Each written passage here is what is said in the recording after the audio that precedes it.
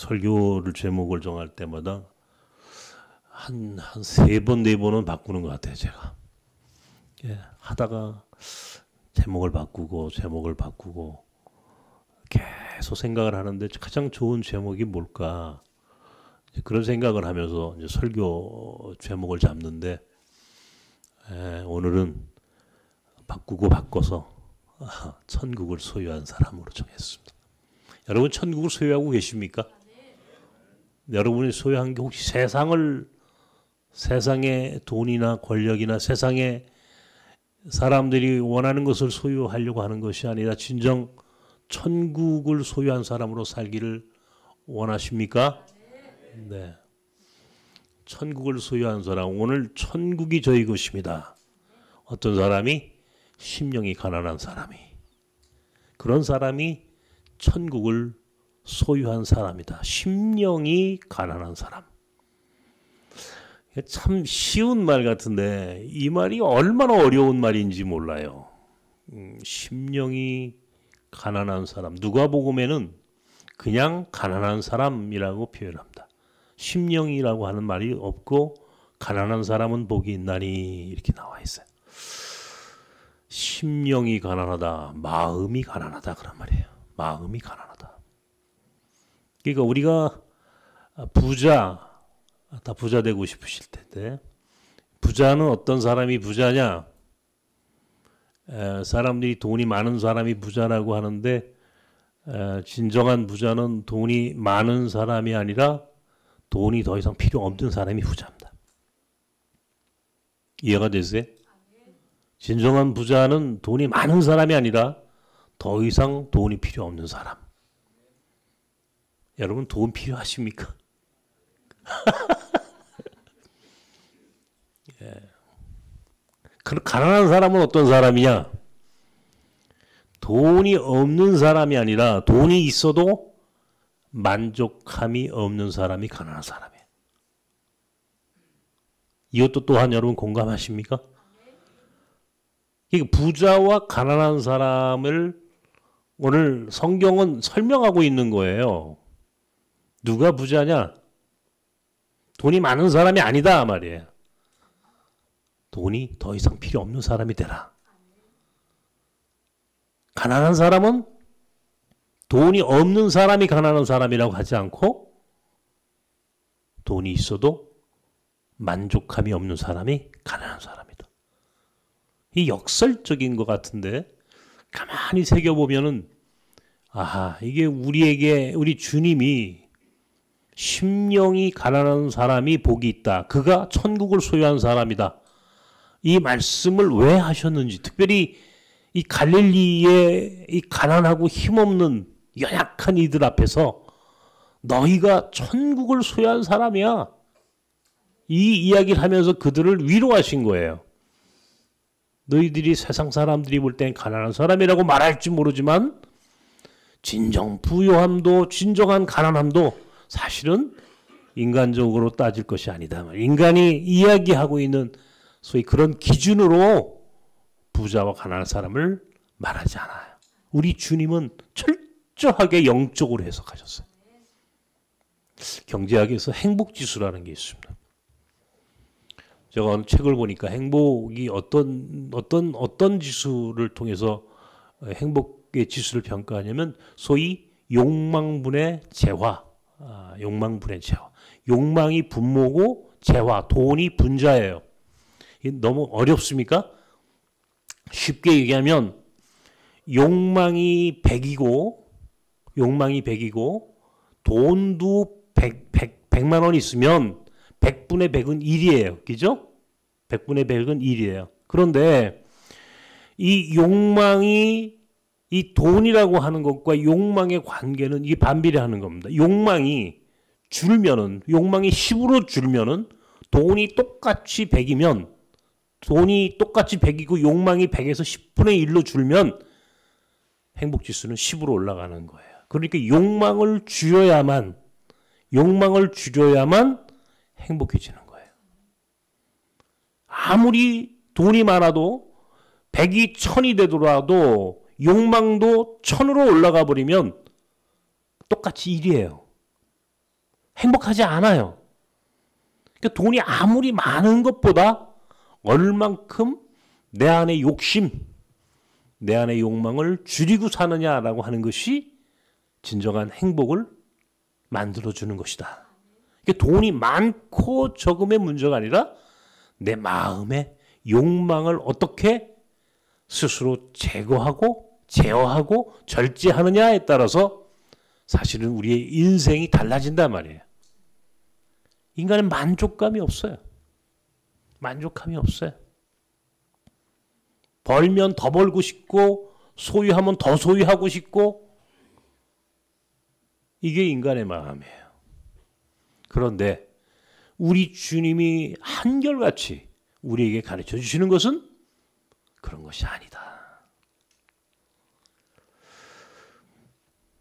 이 성경에 이제 우리 주님께서 제자들을 파송하시면서 하신 말씀이 마가복음 6장에 나옵니다.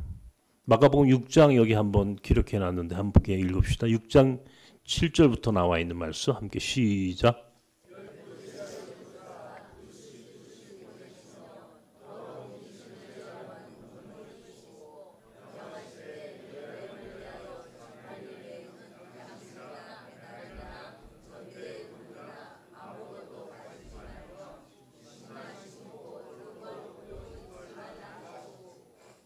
아무것도 가지지 말고 그냥 신발 지팡이 하나 딱 아무것도 가지지 말고 그냥 가라. 여러분 이게 제자들을 파송하시면서 주님이 하신 말씀이에요. 그리고 예수님은 스스로 당신이 어떻게 사셨는지를 설명합니다. 누가복음에 있는 말씀, 누가복음 9장에 있는 말씀 함께 읽읍시다. 시작.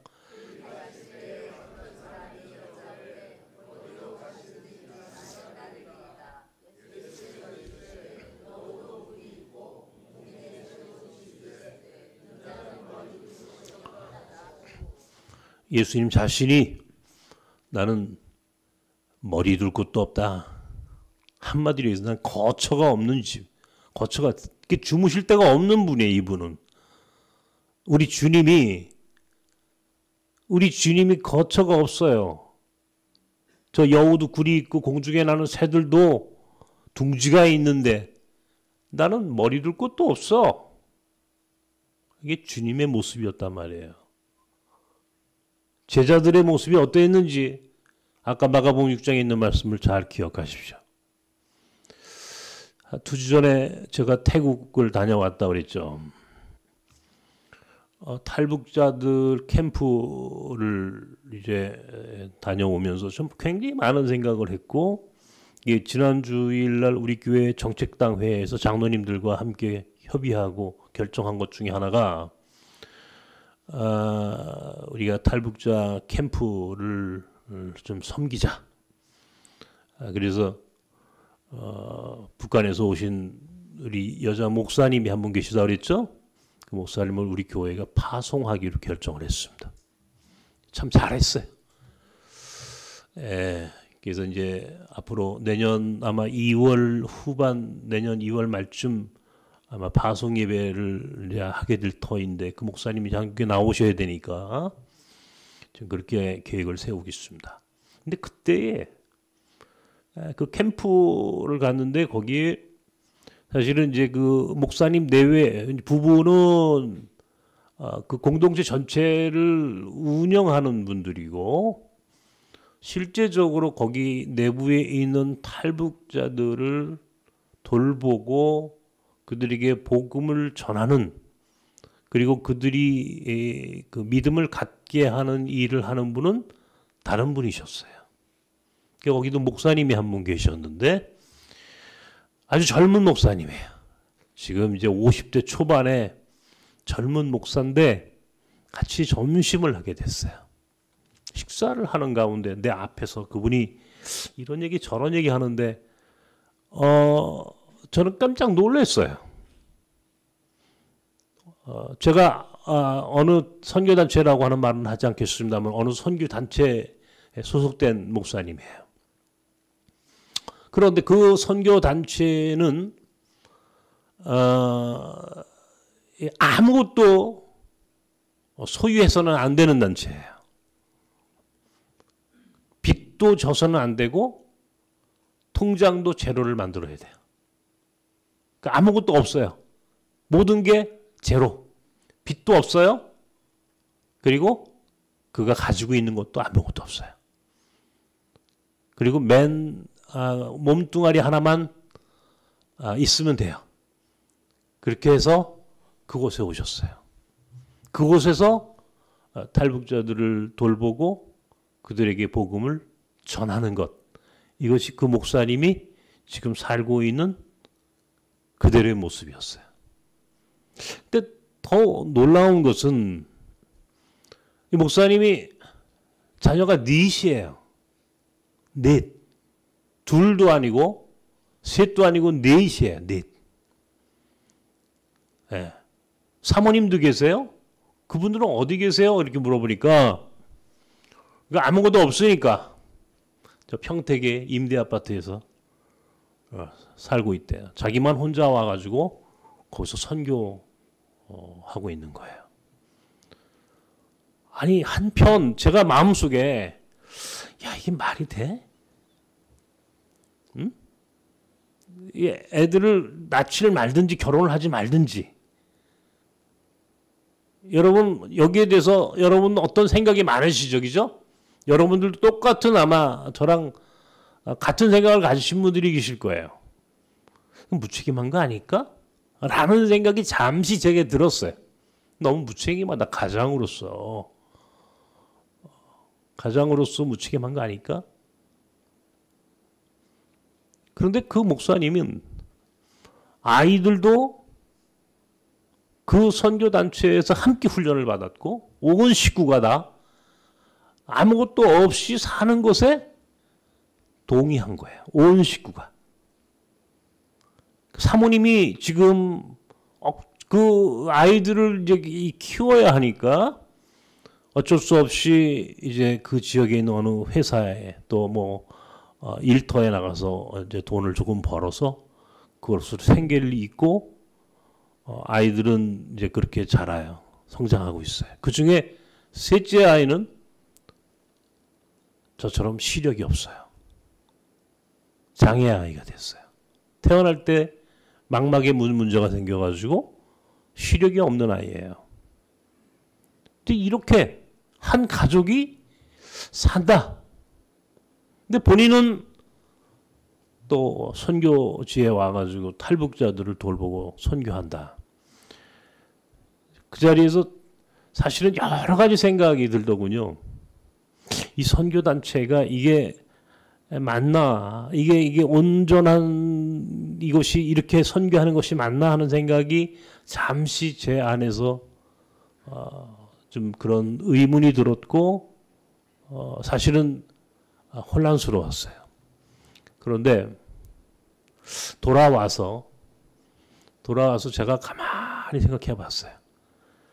어떻게 사십니까? 내가 그렇게 물어봤어요. 어떻게 그러면 목사님은 그러면 어떻게 선교하시고 최소한의 뭔가가 있어야 선교하실 텐데 어떻게 하세요? 그랬더니 하나님이 보내주시면 하나님이 보태주시면 그곳으로 선교하고 그렇지 않으면 그냥 하나님 뜻대로 간다 이게 하나님 뜻대로 하나님이 가라고 하면 가고 서라고 하면 서고 하나님이 원하는 방법대로 자기는 이제 모든 걸 다 비웠다. 그것이 제가 몇 주 전 그 선교 센터에서 만난 그 목회자의 모습이었고 또 그의 삶이었습니다. 이번 한 주간 동안 이 설교를 준비하게 된 배경이 사실은 그 목사님을 통해서 제게 마음에 도전이 있어서 그런 거예요. 심령이 가난한 자는 복이 있다. 저가 천국을 소유한 사람이다. 라고 하는 이 말씀을 제가 묵상하게 된 배경은 바로 그곳에서 만난 그 목사님을 생각하다가 문득 이것이 어쩌면 우리가 살아가야 할 우리 그리스도인의 진정한 모습일지도 모른다라고 하는 생각을 제가 묵상하면서 찾은 겁니다. 진정한 행복. 근데 그 목사님 굉장히 행복해 보이더라고요. 편안해 보여요. 조금도 요동함이 없어요. 뭐 더 많이 소유하고 내 주머니에 얼마가 있어야 되고 미래를 위해서 뭐를 예비해야 되고 저축을 해야 되고 이런 게 없어요. 그냥 철저하게 주님이 주시는 대로 주님이 주시는 만큼만 소유하고 그것으로 산다. 그러고 보니까 그가 천국을 소유한 사람이라고 하는 생각이 문득 들더군요. 나도 저렇게 살 수 있을까? 제 스스로를 또 반추해보고 또 성찰하는 시간들이 되었습니다. 우리 제자들을 파송하시면서 우리 주님이 하신 말씀 그대로 아무것도 소유하지 말고 그냥 지팡이 하나, 신발, 그냥 이것, 그냥 가장 기본적인 것들만 갖고 떠나라. 그러면 그곳에서 너희들을 환영할 사람도 있을 것이고 너희를 거절할 사람도 있을 것이다. 그건 그냥 그렇게 인정하고 그렇게 하나님의 뜻 가운데 머물고 살아가는 것, 이것이 제자됨의 도리다라고 하는 모습을 설명하시는 거예요. 예수님 당신도 스스로 나는 머리를 곳도 없는 마음을 비운 그래서 그런 인생을 당신 스스로도 살아가시죠. 그가 소유할 어떤 재화나 능력이 없어서 그런 게 아니죠. 그는 하나님의 아들이셨습니다. 하나님의 아들이라고 하는 위치는 하나님은 모든 것을 가지실 수 있는 분이에요. 그런데 그것을 소유하지 않아요. 왜? 더 이상 필요 없으니까. 더 이상 필요 없으니까. 우리 예수님의 돈을 억만금을 갖고 세상을 구원한 것이 아니에요. 그가 물질로 세상을 구원한 것이 아니라 그의 십자가 보혈로 우리를 구원하셨다라고 하는 이 말씀이 이루어지시기 위하여는 그가 소유한 세상의 것들로 하나님의 나라를 만드는 것이 아니라 그런 마음이 가난한 사람은 복이 있다. 그가 천국을 소유한 사람이다라고 하는 이 말씀 이대로 정말 우리가 어떻게 이 세상을 살아야 하는지를 가르쳐 주시는 그의 삶으로 우리에게 그의 능력을 보여주시는 거예요. 저는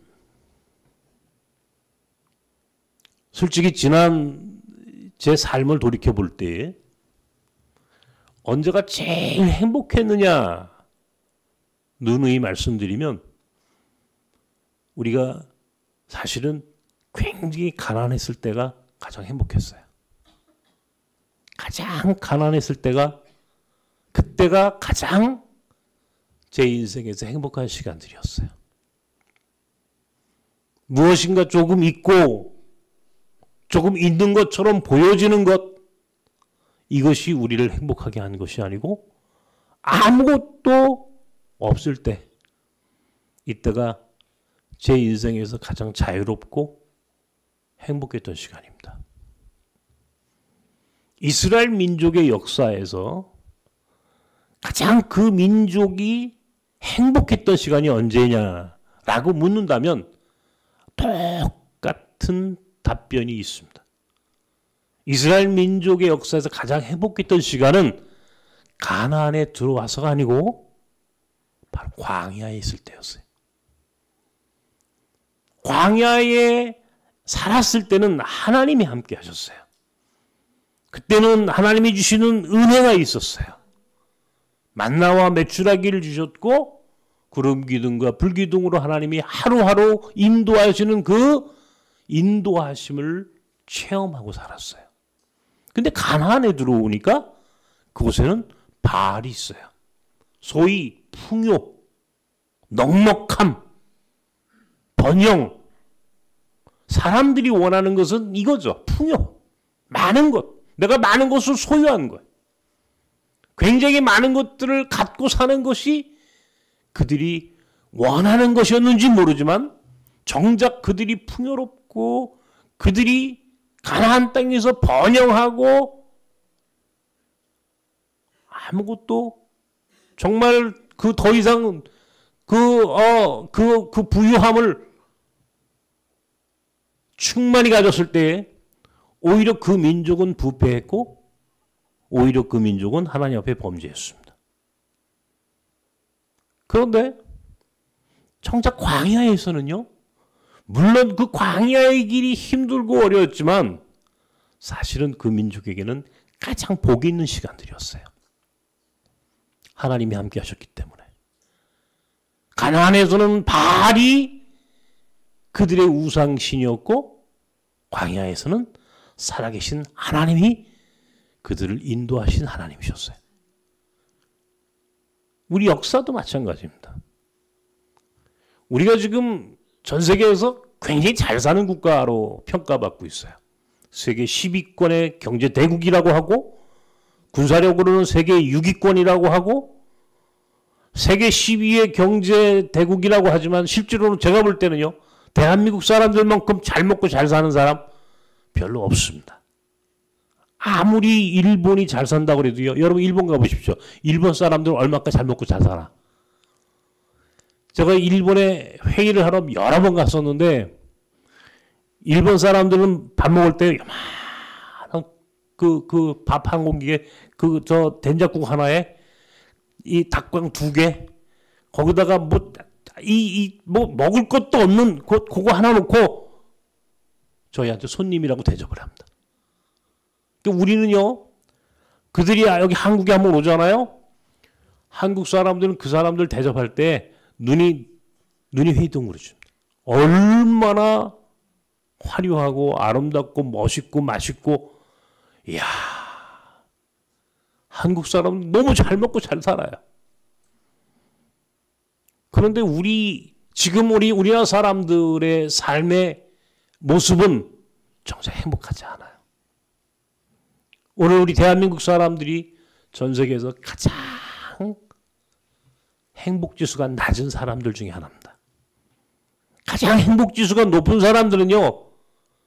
진짜 잘 먹고 잘 사는 사람들이 아니더라는 거예요. 가장 행복지수가 높은 사람들은 저 방글라데시 또 혹은 저 어디 네팔 이런 나라들이 전 세계에서 행복지수가 제일 높아요. 제일 행복하다는 겁니다. 왜요? 욕심이 없으니까. 아까 얘기했죠? 욕망분의 재화, 욕망분의 돈이 행복이다. 여러분은 지금 돈이 얼마 있고 여러분의 욕망이 얼마인지 한번 대비해 보십시오. 여러분이 욕망이 지금 얼마나 크고 돈이 얼마가 있고 이걸 한번 잘 숫자로 한번 여러분 삶에 대입해 보십시오. 여러분의 행복지수가 얼마쯤 되는가? 행복해지려면요. 마음을 비워야 돼요. 행복해지기 위해서는 마음을 비우지 않으면 우리가 절대로 행복해지지 않습니다. 제가 지난 한 주간 동안 이 설교를 준비하다가 누가 우리나라에서 제일 돈이 많은 사람이었지? 그러면요. 삼성가예요. 지금은. 누가 뭐래도 그죠? 삼성입니다. 이건희 회장. 그분이 이제 돌아가셨지만 그분이 우리나라에서 돈이 제일 많은 분이셨을 거라고요. 근데 난 이분이 정작 행복했나 한번 생각해 봅니다. 그는요. 자녀가 이제 보니까 그 아들, 딸, 셋 원래 넷이죠 자녀가. 한 딸은 미국에서 스스로 목숨을 끊었습니다. 2 자녀는 이혼을 했습니다. 불행하죠. 돈이 그렇게 많은데도 불구하고 그의 삶은 누가 뭐래도 그는 대한민국 최고의 부자였는지는 모르지만, 가장 돈이 많은 사람이었는지는 모르지만, 정말 그가 행복했을까? 라고 생각한다면 저는 동의할 수 없어요. 근데 누가 가장 행복한가? 라고 돌이켜보면 난 치앙마이에서 만난 그 목사님이 가장 행복한 것 같아요. 지금도 내가 그 마음속에 그날 그 탈북자 선교센터에서 만났던 그 목사님의 모습은 내게 굉장히 충격이었어요. 아무것도 없어요. 모든 걸 제로로 만들었다고 그랬죠? 모든 것이 제로. 하루하루 주님이 주신 은혜로 사는 것. 이가 그 사람이, 그 목사님이 가지고 있는 그 삶의 모습은 물론 인간인지라 왜 고민이 없겠습니까만은 그걸 모든 걸 더 내려놓고 비워 아무것도 없는 그 비움의 상태를 살아가는 그 목회자의 모습이 제게는 한편 가장 행복한 사람의 모습이었다.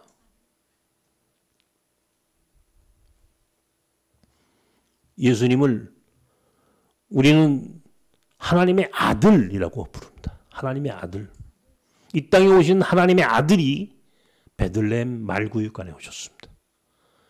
그가 아주 좋은, 정말 아주 유명한 병원에서 훌륭한 산부인과 의사를 통해서 태어난 것이 아니고 그는 베들레헴 말구유관에 정말 가장 낮고 누추한 곳에 그가 오셨습니다. 태어나자마자 바로 이 헤롯의 핍박을 피해서 애굽으로 도망가셨어요. 애굽으로 도망가셨어요. 난민이 되셨어요. 난민. 정치 난민입니다. 정치 난민. 정치적으로 핍박을 당하니까 도망가셨어요. 저는 지금도 1991년도 6월에 이집트에 예수 피난교회라고 하는 곳을 가본 적이 있습니다. 예수 피난교회. 그 당시 예수님이 그곳으로 피난 오셨다. 어린 예수님이 그날 그 헤롯의 핍박을 피해서 애굽으로 도망가셨다라고 하는 말씀에 의거하여 세워진 교회, 예수 피난교회를 가본 적이 있습니다. 그곳에 갔는데 올드 카이로라고 하는, 카이로가 이제 이집트의 수도 아닙니까? 올드 카이로의 뒷골목에 사람이 한 사람 두 사람 정도밖에 지나갈 수 없는 아주 좁은 골목을 끼고 한참 뒷골목입니다. 조그만 공터의 애들이 거기서 축구를 하고 놀고 있어요. 정말 꾀지지한 모습으로. 지금도 그게 기억이 납니다.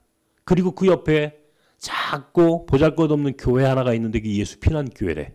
내가 거기를 들어가서 기도를 하면서 지금도 우리 주님이 이곳에서 2000년 전에 난민으로 정치적인 핍박을 피해서 여기 오셨구나, 여기서 사셨구나, 저 밖에 있는 저 어린아이들의 모습이 예수님의 모습이겠구나 하는 생각을 해본 적이 있습니다. 그리고 지나간 주간에 난민 예수를 생각하다가 문득 떠오른 아이들이라고 하는 제목으로 글을 하나 썼어요. 문득 떠올랐어요. 얼마나 가난하게 사셨습니까? 그가 나사렛으로 다시 이주합니다. 나사렛이라고 하는 동네는요, 갈릴리에서도 정말 별 볼 일 없는 동네입니다. 몇 년 전에도 갈릴리 나사렛을 갔을 때 보니까 여전히 작은 골목을 끼고 앞 좌우에는 이 아랍 상인들이 우리로 얘기하면 순댓국밥집이에요. 그런 아주 정말 그 동네에 가장 가난한 사람들이 먹고 사는 그런 음식점들이 즐비한 그 동네길을 거쳐서 예수님이 어릴 적 사셨다는 나사렛이라고 하는 동네를 가본 적이 있습니다. 그가 장성하여 이제 하나님 나라를 선포할 때도 그는 예루살렘이 아니라 갈릴리 사람들에게 갈릴리의 영성을 가르쳐 주시면서 말씀하셨습니다. 마음이 가난한 자는 복이 있다. 마음이 가난해야 복이 있는 것이다. 너희들이 정말 복 있는 삶을 살기 원한다면 돈을 많이 소유한 그런 세상 사람들이 말하는 부자가 되려고 하지 말고 마음을 가난하게 하라. 마음을 비워라.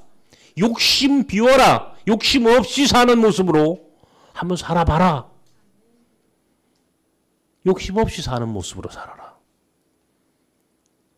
저는 제가 좋아하는 유튜브 이 방송 중에 제일 좋아하는 게 어떤 건지 제가 말씀드렸죠. 나는 자연인이다. 근데 이 방송은요, 꼭 제가 종종 보려고 합니다. 왜냐면요, 나는 자연이다라고 하는 그 동영상을, 그 텔레비전을 보면 아주 보이지 않게 이제 귀로만 듣는 거니까, 마음으로 저는 상상하니까 얼마나 가난하게 사는지, 그 사람들의 삶은요 얼마나 행복한지 말도 못합니다. 때로는요 산속 깊은 곳에서 은거하면서 수도하는 노승들의 동영상을 제가 즐겨보기도 합니다.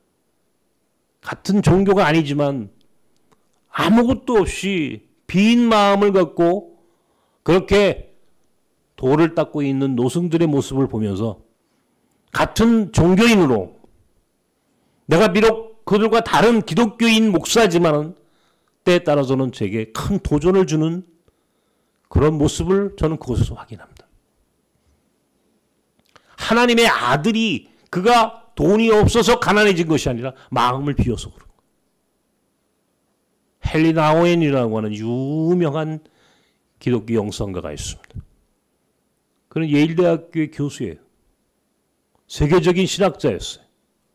그런데 그 교수가 모든 것을 다 내려놓고 데이브레이크라고 하는 장애 아이들을 돌보는 곳에 그가 나중에 그의 마지막을 그곳에서 헌신합니다.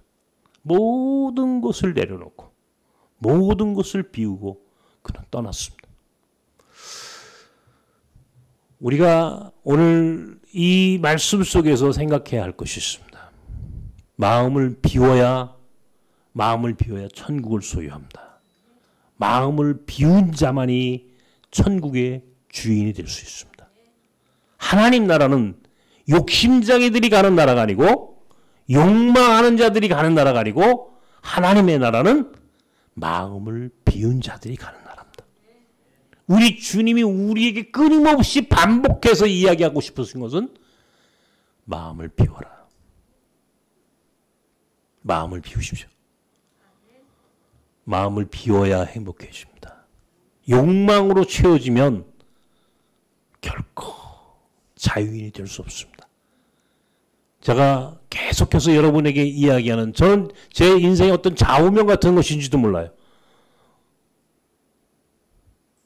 니코스 카잔차키스, 그리스인 조르바로서 니코스 카잔차키스의 묘비명입니다. 나는 두렵지 않다. 아무것도 바라지 않기 때문이다. 나는 자유인이다. 두렵지 않다. 바라지 않는다. 소유하지 않았기 때문에 그는 자유인이 됐다. 욕망을 채우는 것이 자유가 아닙니다. 욕망을 절제하는 것이 진정한 자유입니다.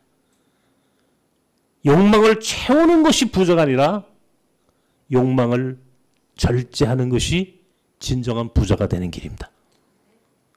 채우는 부자가 아니라 비우는 부자가 되시기를 주님의 이름으로 축원합니다. 기도합시다.